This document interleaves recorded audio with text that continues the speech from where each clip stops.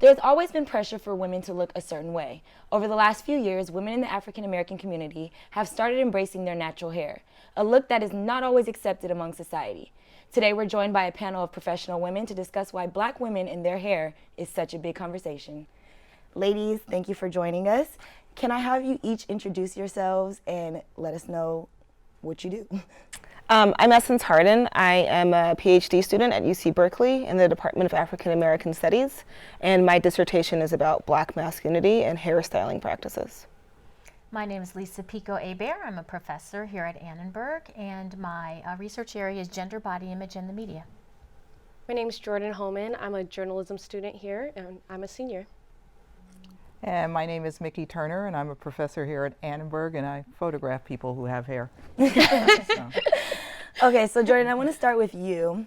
Can you please explain what natural hair is for those that may not know exactly what that means, at least among the Black community? Yeah, definitely. So for a Black woman, wearing your hair natural would mean washing it and not straightening it afterwards or manipulating it in any way with like chemicals or heat. And so for African American women, that means our hair is curly when we do that. Okay, and Lisa, I want to ask you, just because I know you have maybe a little different take on what natural hair is, because I know you consider yourself natural. Right. I think natural hair is anything that's just not chemically touched. So I have no chemicals in my hair, but I definitely flat iron my hair. So I consider it natural because it's all mine. Okay. So as African American women in professional settings, do you feel the pressure to conform, and why? I'm going to start with Essence. No, because I'm a graduate student, and I think that my department in particular has a lot of people who are women who have their hair in a more natural state. So it hasn't been any sort of issue, and my hair also is long, and I know that when I shaved my head, when I started my locks, that was a certain different space. I was also a teenager, but there are people in my department, for instance, who are women who have really short hair or bald heads, and when they go on the market, they always grow their hair out. And I think that's a really interesting idea, but me personally, because my hair has reached a certain length below my shoulders, I haven't really felt the need or the pressure to do anything in particular with it. Lisa, what about you? Well, I think speaking as a broadcast journalism professor, there are certain ways that hair needs to look in this unfortunately in this society. I think we haven't gotten past, especially for African American women, we haven't gotten to the point where you see many women with dreadlocks or curly hair or outside of the standard bob sort of cut. So I think it depends on the type of career that you go into. In academia, we can do whatever we want when we're teaching it. But if you're going to be on air, in particular, you have to conform to societal standards. Jordyn, what about you? I would definitely say there is pressure just because I'm coming from it as a student. Definitely in college it's less so, but just thinking about how I'm going to wear my hair for internships or how people are going to perceive me when I go on the job search, I feel like there is the pressure that other people have talked about here on this panel, but I feel like that's changing. And it's also very regional sometimes, I feel. And Miki, what about you? Well, ironically, I've got my two sisters here from Berkeley, and when I was at Berkeley doing a fellowship, I woke up one morning and shaved my head. But I've just never liked to do hair. So I cut it all off, and there was this instant reaction that was just and I wore it like that for probably 10, 15 years. And the only reason I changed it over is because I kept getting stopped by police when I was driving because I think they thought I was a guy. So I said, I'm just gonna do this lock thing because I don't like to do hair. So do you feel that men, African American men that have hair, do you think there's different standards for them as far as what is expected of how they do their hair? Are they allowed to, say, do dreadlocks and be on television, Lisa? Or, we have Jody Armour here, one of the professors. He wears a big afro, and he does get a lot of attention here. Mm-hmm. Do you think it's a different standard for men? To be honest with you, no. They may get away with a little bit more, but men still have to conform. You're not going to see a man come on with a full beard, right? I mean, that's sort of their hair space. So there are still, unfortunately, ways that men have to conform. If you're an athlete and you're doing play-by-play, yes, you can have that faux hawk. But if you really are going to work for ESPN, that's not going to work out very well for you.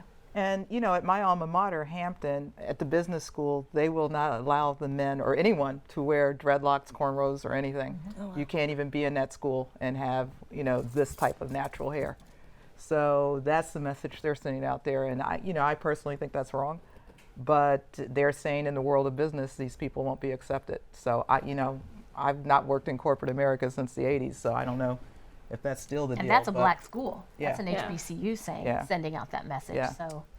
So you've both talked about a lot of what you've seen, like you said, that was in the 80s. Have you seen change since then as far as how his hair is accepted? Yeah, I don't think anybody looks twice at, you know, people with twists or dreadlocks or whatever they're doing these days, or this natural do that goes all over the place. I think it's become quite the norm now. If that gets you a job somewhere, I don't know. But I think it's been accepted mostly by the mainstream as it's just another hairdo. So I'm pretty sure each of you have personal experiences that you've dealt with your hair. Jordyn, I know you blogged about some of yours. Yes. We definitely want to hear your take on what you've gotten from dealing with your hair. Starting with Essence, have you ever dealt with anything that made you uncomfortable about your hair, or like something someone said in the work setting or in society, period? Yeah, I'm trying to remember. Well, when I shaved my head, my mother cried when she saw me after not having like hair anymore. And that was 2000, so it was a while ago, but I remember it because, you know, it was pretty dramatic, her response.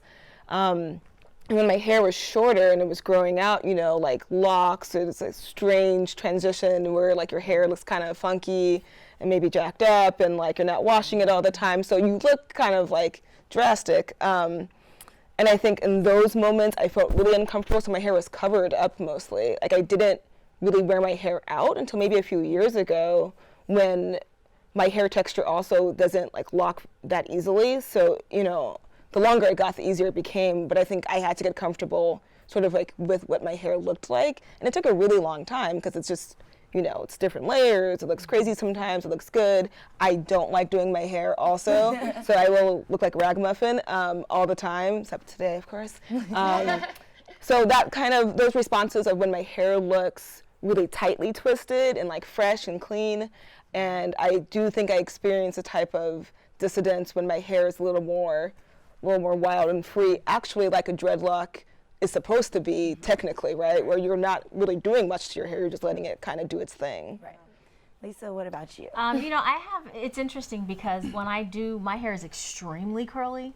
And when I wear it, what I consider non-flat ironed or blow dried, everyone says, "Oh my God, I love your hair," and then they want to touch it, and it's so curly, and why don't you wear it that way? And what I really don't, the reaction I don't like is the reaction I get from African Americans, because then they use what, you know, Chris Rock sort of brought out to the sphere of, "Oh my God, you have that good hair. Why don't you ever deal with it?" And I'm like, well, I don't.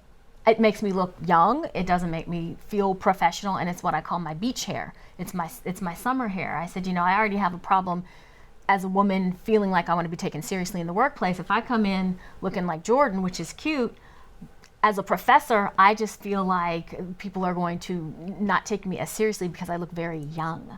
So I just don't like that whole whitening of the hair for me, because it then gives off a different connotation to people because of my hair texture.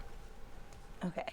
Jordyn, I know you wrote a blog about some experiences that you have had, especially specifically something in London. Yeah. Can you elaborate on that? Yeah, so I was in London spring semester when I studied abroad, and kind of echoing what everyone else said, taking care of our hair takes a lot of time. Like, you have to think about it and whatnot. I didn't want to have to do that abroad, so I wore my hair in braids when I first went over there. And then there comes a time you have to switch up your hairstyle, so I did that, and I like washed my hair and like wore it as an afro, just because that was the easiest thing. So then I went to class the next day after my professor having seen my hair in braids for 9 weeks, and she straight up just did not know me. She was like, "Who is this girl who's like coming into my class more than midway through the semester?" And it was really awkward because she stopped the class like just to ask like who I was. And then when she finally realized it was my hair that like kind of confused her. She's like, oh, well, your hair looks great. And so like maybe hearing that story, people were like, oh, well, it turned out like she liked your hair. But it was just very uncomfortable. I've like been struggling with how to wear my hair, and just to like make that a public conversation was just very uncomfortable. So just echoing off of like changing your hairstyle is a very personal thing for African American women. It's very personal for me. And so when people kind of attribute personality traits or who you are based off of your hair, it's really difficult because you're like, I'm not trying to make a statement. I'm just trying to do what's best for me and what's easiest for me. It's very linked to your identity. Yeah, very, yeah. Yeah, I mean, you know, my thing was I'm a swimmer and a diver. Okay. So I couldn't like really have the perm hair all the time because I wasn't working for a sister. I mean, I want to go in and look like this when I get out.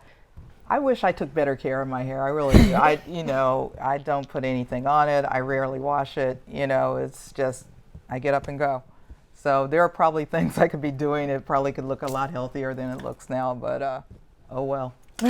I'll come over and help you, Miki. Bring that coconut oil. Right. Yeah. Well, thank you all for joining me today. It was great conversation. We can continue this conversation on uscannenbergmedia.com.